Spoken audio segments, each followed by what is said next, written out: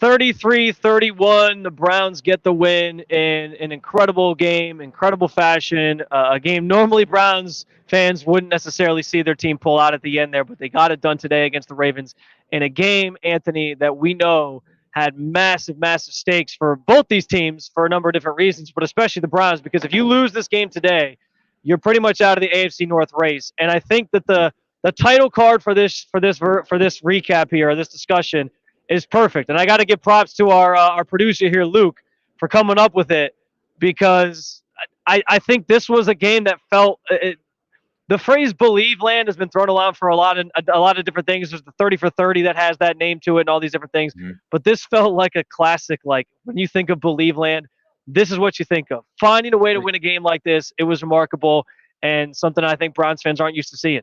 Spence, I'm sitting here thinking we're 3 hours since the game ended, and I still don't really know how the Browns won. Like, you think back to some of the big plays in the game, and you're like, oh, pick six. Oh, Odell Beckham, 40-yard touchdown. Oh, their running back, 50-yard run up the sidelines. And you're like, well, you think Deshaun Watson, 1 of 9 in the first quarter, 6 of 20 in the first half. And you're like, how did the Browns win this game? And it was just consistently staying in it.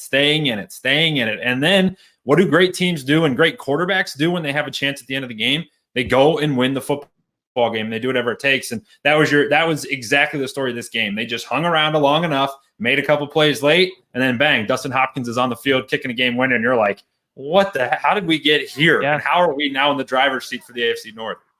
There's so many different angles just to dissect this idea of Believeland or winning a game you're not supposed to, and a different vibe around this team in general and the way that they're doing things.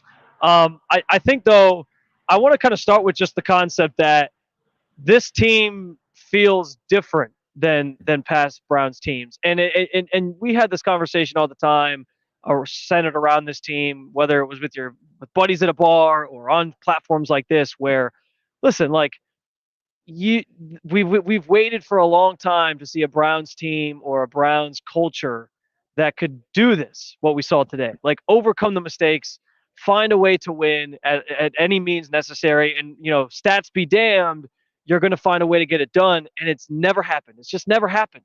I think this is truly like a testament to just the culture here, the way that Kevin Stefanski's got them believing this. And if you look back at that San Francisco 49ers win, I mean, this team's had every reason to not go out and perform or not win games when you're down Nick Chubb, you're down Jack Conklin, all these other injuries piling up, and they're finding ways to get it done. That, to me, Anthony, is like the staple trait of a good football team.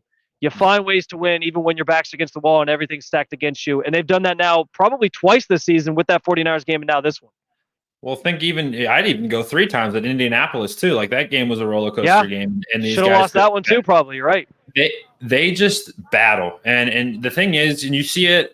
You may not recognize it during the games or while you're watching on TV, but when you see stuff on social afterwards of the guys in the locker room, you're going to see a bunch of clips that I've already seen today of the guys immediately after the game. Like, it feels like they genuinely like love each other. Like, they actually like play for each other and grind for each other and are there for each other. And when that is like a very strong thing, because the first half today may go down as like one of the worst halves like ever played. Like, it was that bad.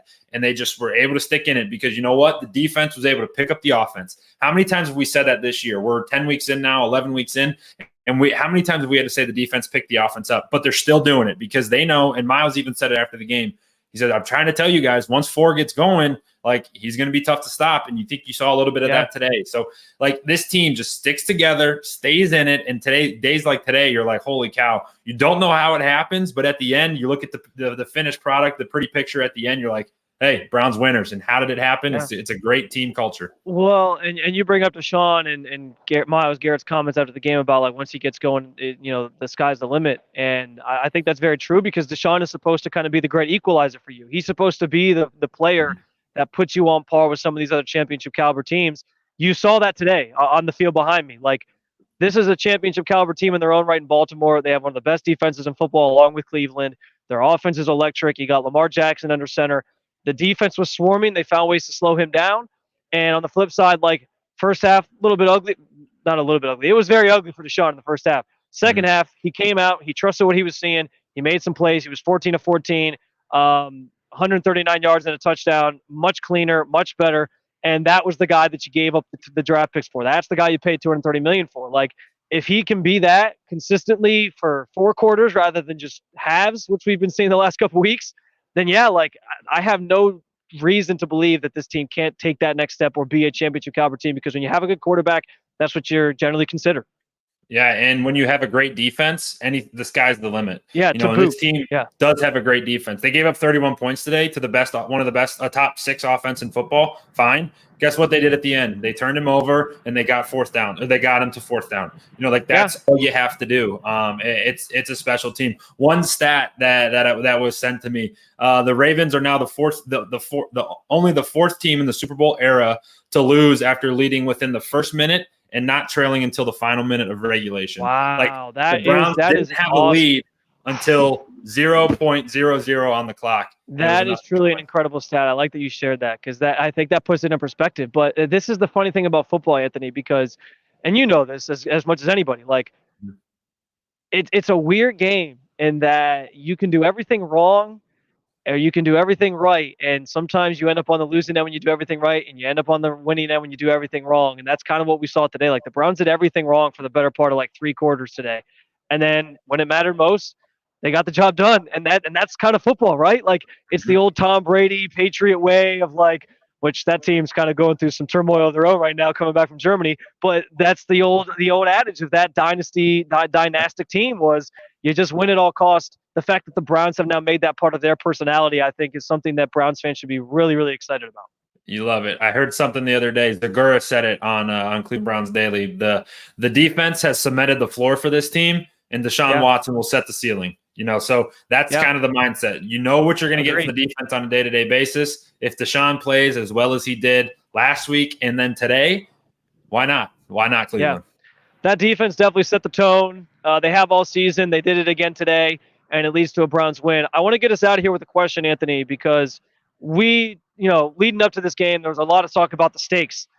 For the Ravens, you win this game, you're 3-1 in the division, you swept the Browns, so you kind of get them off your back if they were going to make a run, and you put yourself very much in the driver's seat to close this thing out down the stretch here and just run away with the AFC North, and everyone's talking about them. I was listening to a couple of writers upstairs who were saying, yeah, I had my story all written talking about how the Ravens were Super Bowl contenders, and they had to completely change their story because of how that game ended. Like that, but that's the difference between, like, every little inch matters. And you go from talking about the Ravens as Super Bowl contenders to now saying, well, maybe the Browns should be in this conversation. And for the Browns on the opposite side, like, they lose this game, they're pretty much out of the division picture. Like, you're talking wild card pretty much the rest of the way. And yeah, it's still possible they could if the Ravens really collapsed, but that was probably going to be far-fetched. So this is a massive win to kind of keep them on pace, keep them in that division conversation to try to win the AFC North, which is massive. And that door's still open, which is huge. Now, my question for you, Anthony, how does this win, you think, what does a win like this do in terms of, like, building momentum and confidence in that locker room? Dude, it's you can't quantify it, right? Because the questions are now answered. Hey, Deshaun looked good against the Titans. Great. The Titans aren't very good. Deshaun looked good against the Cardinals. Great. The Cardinals are one of the worst teams in football. None of those games really matter. He looked okay against the Bengals, but that was the hurt Bengals before they were good.